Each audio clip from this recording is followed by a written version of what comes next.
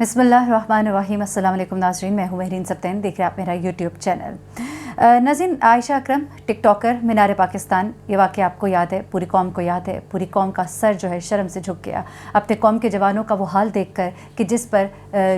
जितना भी हम मज़म्मत करें वो कम है। लेकिन ऐसे में आयशा अकरम का किरदार जो है उस पर भी मज़म्मत करना बनती थी, और जब उस पर मज़म्मत की गई तो बहुत से लोग जो है उन्होंने ये क्रिटिसाइज़ किया कि वो तो विक्टिम है, बिल्कुल वो विक्टिम है, उसके साथ जो हुआ वो बहुत गलत हुआ। और आयशा ने एक अपने इंटरव्यू में ये बात भी कही कि हाँ, अगर हमने बुलाया भी था किसी को तो हमने इसलिए नहीं बुलाया था कि वो हमसे बदतमीज़ी करे। बिल्कुल एग्रीड, 100% एग्रीड। उसके बाद अब आयशा अकरम का किरदार जहाँ तक आता है तो उस पर हमें एतराज़ ज़रूर है कि टिकटॉक के ऊपर जिस तरह की चीज़ें हो रही हैं और जिस तरह हमारे बच्चे, हमारा मुआशरा उससे बिगड़ा है, और जिस तरह से इस मामले को मैं कहूँगी कि रैम्बो ने भी बहुत हद तक एक्सप्लॉइट किया, उसके ऊपर भी बहुत से क्वेश्चन उठे। अब कुछ मामला जो हैं आयशा के हवाले से लोग पूछे थे, बताइए इस केस में फ़र्दर क्या हुआ, तो मैंने कुछ डिटेल्स हासिल की हैं और आयशा के उस दिन के हवाले से कुछ और बयानात सामने आए हैं जिसमें उसने कुछ उन बातों को जिनको पहले उसने एक्सेप्ट नहीं किया था उसको उसने एक्सेप्ट किया। एक उसके साथी उसका था टिकटॉकर जो पुराना था, उस दोस्त, उसने ये कहा था कि वहाँ पे अपने गाने के प्रमोशन के लिए गई थी, जिस पर उसने अपना एक बयान दिया कि मैं गाने के प्रमोशन के लिए नहीं गई थी क्योंकि मुहर्रम का महीना था, मुहर्रम का तकद्दुस था, मुहर्रम के तकद्दुस के पीछे ऐसा काम मैं नहीं कर रही थी। एनीवेज, आयशा जो इन दोनों अपने घर से जा रही है अपनी ड्यूटी पर, क्योंकि पहले तो वो हॉस्टल में रह रही थी और अब वो अपने घर से ड्यूटी पर जाती है। नौकरी ख़त्म करने के हवाले से भी आपको याद है कि दरख्वास्त दी गई थी। एक तो आयशा के ऊपर ये भी कहा गया था कि उसको 2-3 बार नोटिस भी मिल चुके थे कि ये वहाँ ड्यूटी पर होते हुए टिकटॉक वीडियोस बना रही होती थी, और इसका काम भी जो था वो आईसीयू के अंदर होता था, और वहाँ पर होते हुए इस तरह की वीडियोस बनाना जहाँ पे बहुत ही सेंसिटिव केसेस होते हैं, इंटेंसिव केयर यूनिट होता है, वहाँ पर इस पर तनबीह भी की गई थी कि इस तरह के काम क्यों करती है, लेकिन उसके बावजूद ये काम करती रही। और अब जब ये वाक़या हुआ और किसी भी एक सरकारी इदारे में जो बंदा काम कर रहा हो, ऐसे में उसको इस तरह के प्लेटफॉर्म्स पे काम करने की इजाज़त भी नहीं होती, तो ऐसे में इस चीज़ को भी चैलेंज किया गया और दरख्वास्त दी गई थी इसकी नौकरी को ख़त्म करने के लिए, जिसके बारे में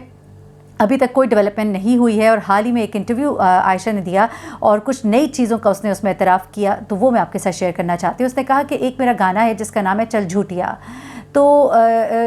वो रिलीज़ होने वाला था। ये गाना जो मुहर्रम से पहले यानी कि अगस्त में रिलीज़ होना था, लेकिन मुहर्रम का वक्त आ गया और मुहर्रम के एहतराम में इस गाने को रुकवा दिया गया।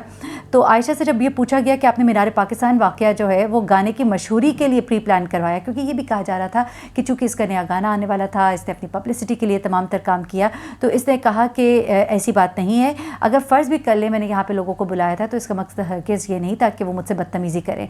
रैम्बो ने एक वीडियो में इसने कहा कि लोगों को ये दावत दी थी। अच्छा, पहले तो ये बिल्कुल ही इस बात से दोनों इनकारी थे कि हमने लोगों को इन्वाइट किया था। अब जो है उसने ख़ुद ये कहा कि रैम्बो ने वीडियो में लोगों को बुलाया था, इन्वाइट किया था कि मीनार पाकिस्तान आए, वहाँ हम सेल्फीज़ वगैरह लेंगे। पहली बात दोनों इससे इनकारी रहे, अब ये पहली बार खुद एग्री करी, वो कह रही उसने नहीं बल्कि रैम्बो ने बुलाया था, जबकि रिकॉर्ड पर ये बातें मौजूद हैं कि इसने अपने जो टिकटॉक है उसके ऊपर इसने अपनी एक वीडियो लगाई थी जिसमें इसने लोगों को इन्वाइट किया था, लेकिन जब ये वाक़या हुआ तो उसके बाद उसने इस वीडियो को वहाँ से डिलीट कर दिया था। अब दूसरा मामला जो है वो 6 लोगों की शनाख्त के हवाले से है, जहाँ उसने अरसलान, आबिद, इफ्तिखार, शहरियार और मेहरान और साजिद, इनको जब शनाख्त किया था, यहाँ पे बहुत से और लोग भी थे, कोई 150 के करीब लोग और उससे ऊपर भी लोग लाए गए थे, और जेल में जो पहले से कैद थे उनको भी लाया जाता है ताकि शनाख्त परेड में वो लोगों को देखे और बताए कि इनमें से कौन है। तो इनमें से कई लोग जो सिलेक्ट किए थे वो तो इस वाक़े में मुलविस इसलिए नहीं थे कि वो लोग ऑलरेडी जेल के अंदर मौजूद थे,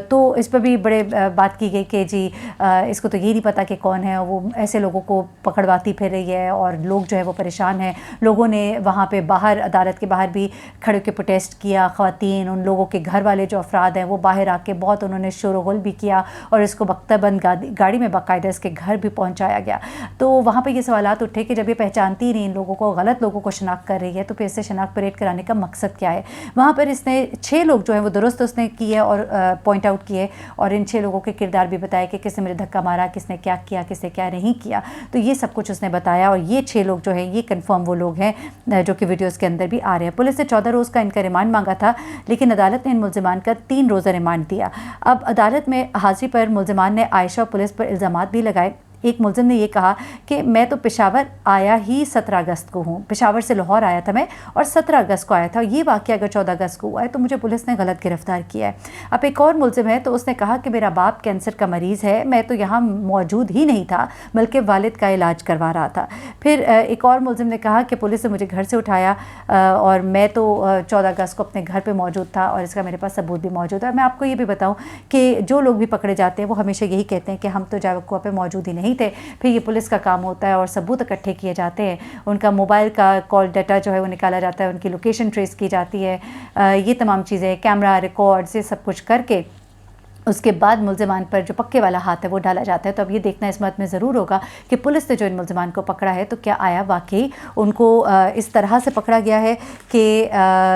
वो वाक़तन वहाँ पे मौजूद थे या रैंडमली पकड़ लिया, जिस तरह वहाँ पे मौजूद जो लोग हैं वो मुसलसल इस बात पर एतराज़ कर रहे हैं उनके घर वाले कि हमारे जो लड़के हैं उनको गलत तरीके से पकड़ा गया है, उनका इस तमाम तर मामले में कोई भी कसूर नहीं है। तो ये तमाम तर मामलात हैं नाज़रीन, मैंने कहा आपके साथ शेयर करूँ। आयशा की स्टोरी में भी कुछ दीगर स्टोरीज़ भी हैं जिनकी अपडेट्स आपके साथ शेयर करनी है। एक वाक़या हुआ था, ये ख़ातून पुलिस ऑफ़िसर हैं और ख़ातून पुलिस ऑफ़िसर जो हैं उनके हवाले से कुछ चीज़ें जो है वो सामने आई, मंज़र-ए-आम पर आई और ये पता लगा कि वो अपने ड्यूटी के लिए निकलती हैं और उन्हें रिपोर्ट करना होता है एक जगह, लेकिन रास्ते में ही उन्हें अगवा कर लिया जाता है और अगवा करने के बाद उनसे ज़्यादती की जाती है और वो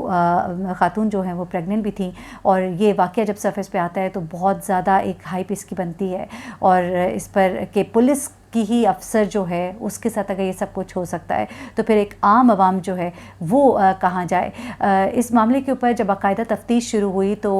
इसे मुख्तलिफ लोगों ने रिपोर्ट किया, बहुत सी हमदर्दियाँ थी इस खातून के साथ। जाहिर सी बात है, एक तो प्रेगनेंट थी ये खातून और उसके अलावा एक पुलिस ऑफिसर होते हुए और अपनी ड्यूटी के लिए जाते हुए खातून के साथ इस तरह का वाक़या होना ये बड़ा ही तकलीफ़ दे अमर है। लेकिन अब इस केस के अंदर CCTV कैमरा फुटेजेस जो है उन्होंने एक और जैसे कहते हैं कि मामला खोल दिया है और ये मामला जो है ये बड़ा ही अजीब-व-गरीब है। और इस मामले के हवाले से कुछ अपडेट्स हैं, मैं आपके साथ वो शेयर कर लेती हूँ क्योंकि ये अपडेट्स जो है ये बड़ी अजीब सी हैं। क्योंकि जहाँ तक अभी ये खातून जो हैं ये कह रही थी कि मेरे साथ ज़्यादती हुई है, खातून पुलिस ऑफिसर हैं और इनके साथ ज़्यादती करने वाला शख्स जो है वो मुलजिम काशिफ है, उसे गिरफ़्तार भी कर लिया गया, उसकी गाड़ी जो है उसे भी कब्ज़े में ले लिया गया। ये 5 माह की हामला खातून थी और हफ्ते की दोपहर 2:45 पर इन्हें जेंडर क्राइम से मुतालिक केस रिपोर्ट होने की इत्तला मिलती है। वो घर से रवाना होती हैं, थाना सदर से रिक्शा लेती हैं और रेस्क्यू 15 ऑफिस के गेट के करीब जब वो पहुँचती हैं, रिक्शे से उतरती हैं तो सड़क पर काशिफ नामी शख्स जो है कार में होता है और वो इन्हें पिस्तौल दिखाकर ज़बरदस्ती गाड़ी में डालता है, ले जाता है और नामालूम मुकाम पर और इनके साथ ज़्यादती की जाती है पिस्तौल और छुरी के ज़ोर पर। और उसके बाद इनको छुरी से इनके टांगे भी ज़ख्मी की जाती हैं और धमकी दी जाती है कि बच्चों को मैं अगवा कर लूँगा और कत्ल कर दूँगा। और उसके अलावा खातून ने जब FIR कराई तो उसमें उन्होंने ये भी कहा कि जी ये जो मुलजिमान थे ये 2 गाड़ियों में मौजूद थे और सर पर उन्होंने पिस्टल का बट भी इनके मारा, गर्दन और चेहरे पर भी वार किए और टक लगाने की टांगों पर कोशिश की है। उसके बाद मुलजिम ने खुलेआम इनको चैलेंज भी किया है कि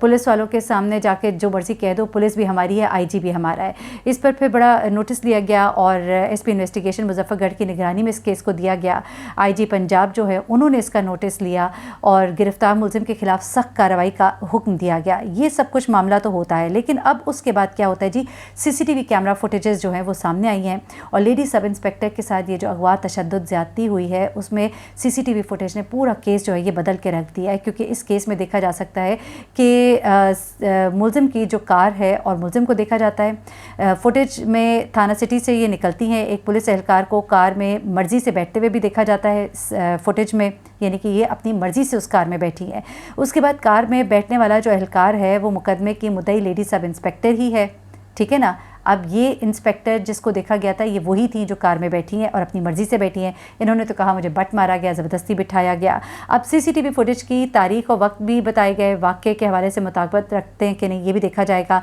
पुलिस के मुताबिक कार में बैठने वाली खातून के बाया और स्कार्फ का रंग भी वही है जो कि लेडी सब इंस्पेक्टर की मेडिकल रिपोर्ट में दर्ज है। अब ये कोई ऐसा तो नहीं है कि कोई डिफरेंट वाक़या तो हो नहीं सकता। उन्होंने भी यही बताया कि इस वक्त मेरे साथ ये वाक़या पेश आया। अब CCTV फुटेज के बाद लेडी सब इंस्पेक्टर के मुलजिम मुलजिम काशिफ के साथ ताल्लुकात के हवाले से अब तफ्तीश की जा रही है, यानी कि केस को अब एक नया रंग दे दिया गया है और देखा जाता है कि अब इसमें मज़ीद जो शवाहिद सामने आएंगे कि ये मामला अगवा का था, अपनी मर्ज़ी से जाने का था, क्या मर्ज़ी से जाने के बाद इनके दरमियान कोई लड़ाई झगड़ा हुआ और जिसके बाद ये सब हादसा जो है ये पेश आया, ये अब जो है मालूम होगा। ये केस जो है इस वक्त काफ़ी हाई प्रोफाइल बन चुका है क्योंकि मामला पुलिस इंस्पेक्टर का था, लेकिन CCTV कैमरे ने कल ही शायद खोल दी है और जिस तरह से उन्होंने रिपोर्ट किया कि मेरे सर पे बट मारा गया, मुझे ज़बरदस्ती गाड़ी में बिठाया गया और 2 गाड़ियाँ थीं, CCTV कैमरा जो है वो कुछ और कहानी सुना रही है। अब असल मामला क्या है, जो भी रिपोर्ट होगा मैं आपको इसकी तमाम तफसील दूंगी। मुझे महरीन सब्तैन को इजाज़त दीजिएगा, अपनी दुआ में मुझे भी याद रखिएगा। अल्लाह हाफ़िज़।